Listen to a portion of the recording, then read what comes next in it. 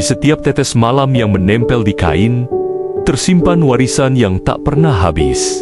Batik bukan sekedar kain, melainkan bahasa, doa, dan jati diri bangsa. Di tangan para pengrajin batik Pertiwi, tradisi ini terus hidup dan bernapas.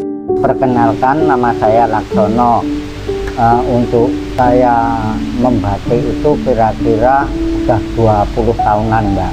Pertama kali saya menjadi pengrajin batik, dan kebetulan saya suka dengan kerajinan yang sifatnya ada nilai seninya.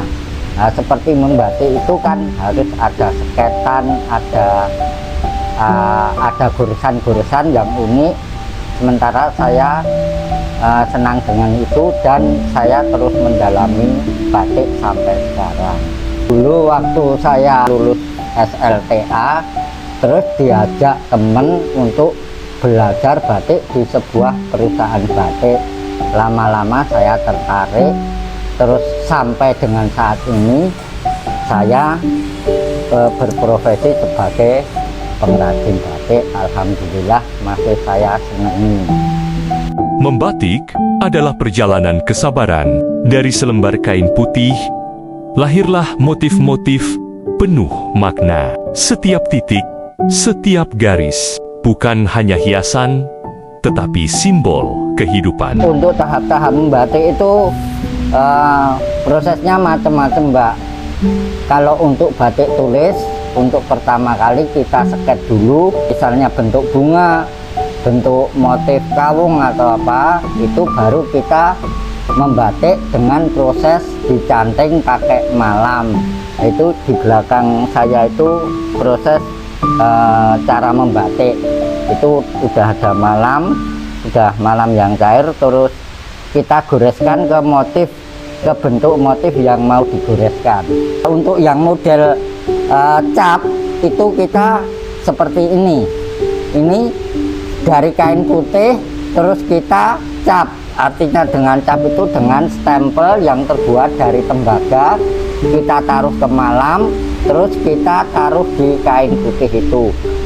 Nanti lain waktu bisa kita sepilkan gambarnya atau videonya. Pertama, untuk proses membatik, untuk motif-motifnya itu berbeda-beda ya. Ada yang bidangnya kecil, harus pakai canting kecil. Ada yang bidangnya besar, kemungkinan bisa pakai kuas.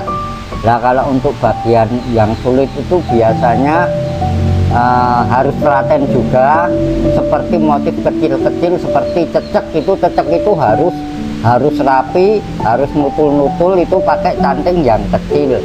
Terus sama motif-motif kecil seperti teruntum, seperti apa, itu juga harus telaten. Untuk motif yang kebetulan untuk motif batik itu semuanya saya suka, Mbak. Cuman ada cerita di balik motif itu, semua ada ceritanya sendiri-sendiri.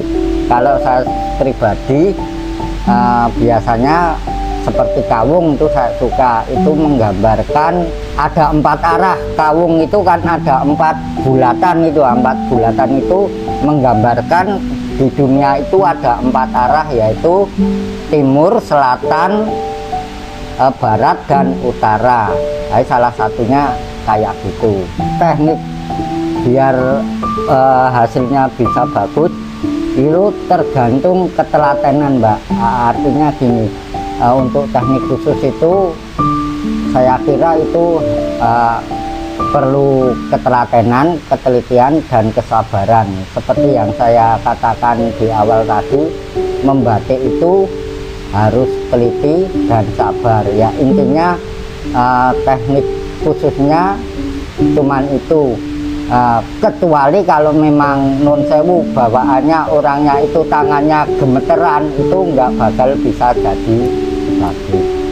Di balik setiap motif, ada ajaran dan harapan. Ada doa untuk kesejahteraan, ada harapan untuk masa depan, dan ada cinta yang diwariskan dari generasi ke generasi. Untuk saat ini saya sebenarnya baru mulai ini mau bikin motif kontemporer. Artinya motif kontemporer itu kalau menurut saya motifnya bebas, tidak harus terpaku, harus gini, dan seperti yang di belakang itu udah tinggal nyantingi, udah kita sket, itu termasuk motif kontemporer. Misalnya ada galar, ada coretan, ada bulatan, kira-kira seperti itu.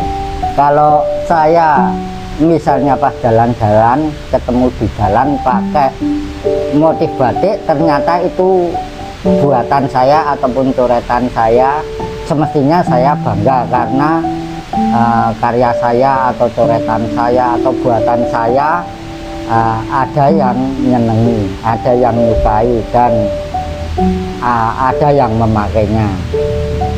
Untuk tantangan terbesar pengrajin batik saat ini mungkin banyak ya Mbak ya.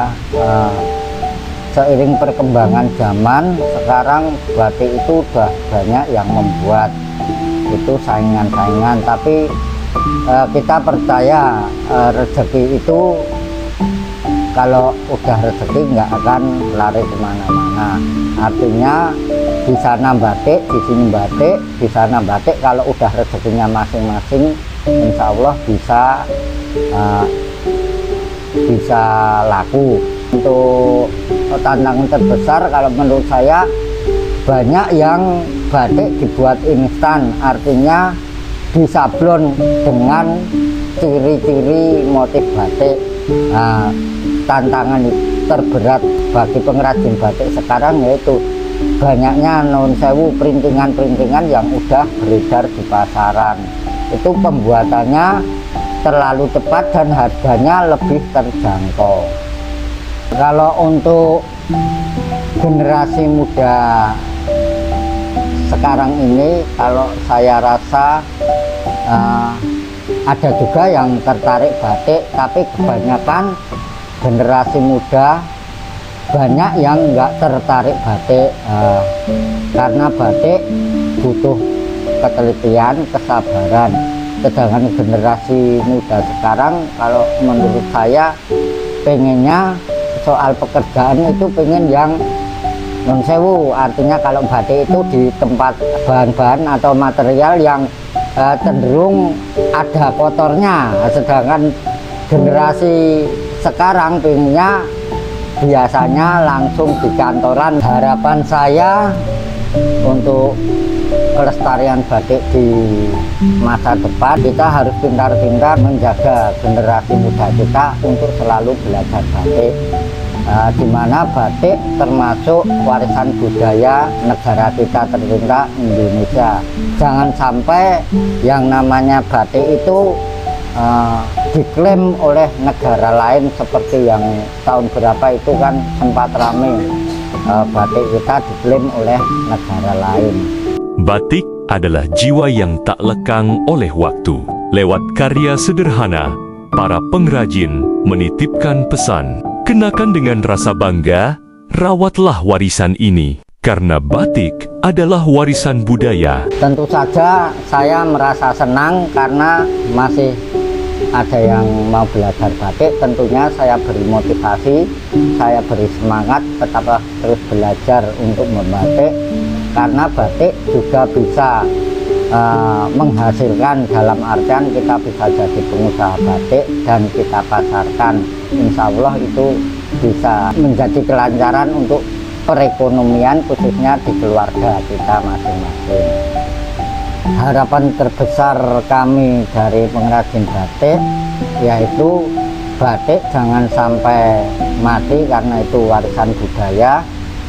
Kedua, saya berharap ada pemerintah yang juga mau ikut campur dengan UMKM supaya khususnya pengrajin batik bisa berkembang dan bisa maju terus dan tidak ada matinya.